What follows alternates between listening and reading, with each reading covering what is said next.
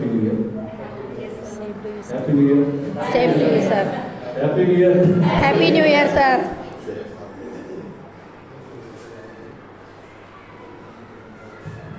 ஸ்தாபனம் சரி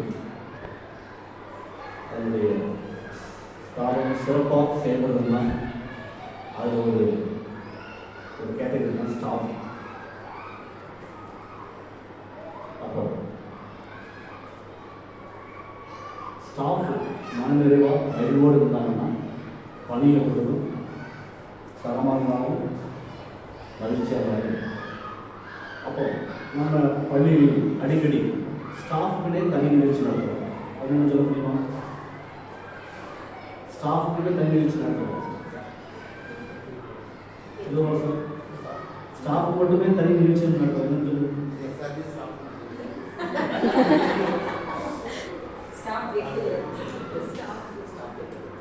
விசாரிச்சுட்டே annual staff get together நம்ம ஃபர்ஸ்ட் ரான் நடத்தணும். ஞாபகம் annual staff get together, staff tour, new year get together.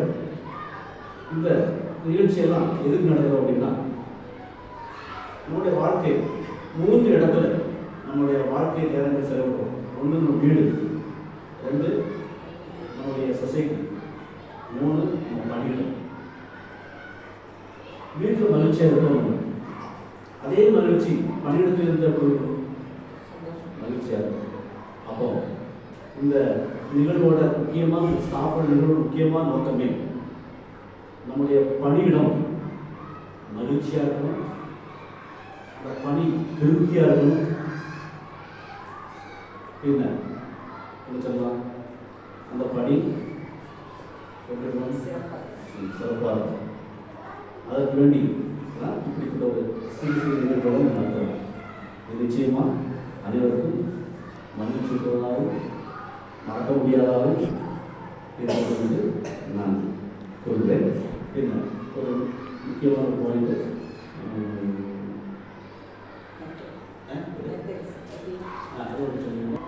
இப்போ என்னோட ஃப்ரெண்டை நான் சொல்லுவேன். அப்போ அந்த ஃப்ரெண்டு கேட்டுக்கிட்டு மற்றவங்க நீ தான் அப்படின்னு சொல்லக்கூடாது, மற்றவங்க யாரும் பேசக்கூடாது. நான் என்னோட ஃப்ரெண்டை பற்றி ஒரு சொல்லுவேன். அப்போ அந்த பாயிண்ட் வேற ஆள், அந்த ஃப்ரெண்டு புரிஞ்சு சில பேர் புரியும், வேற ஆள் புரிஞ்சிடும். அப்போ என்ன செய்யக்கூடாது, வேற யாரும் என்ன செய்யக்கூடாது, பேசக்கூடாது. நீ தான் நீ போ அப்படின்னு சொல்லக்கூடாது. அவங்க மனசில் நினைச்சு மட்டும் வந்தோம். சரியா? அது இந்த ஷேரிங்கில் ஒரு கண்டிஷன். சரி.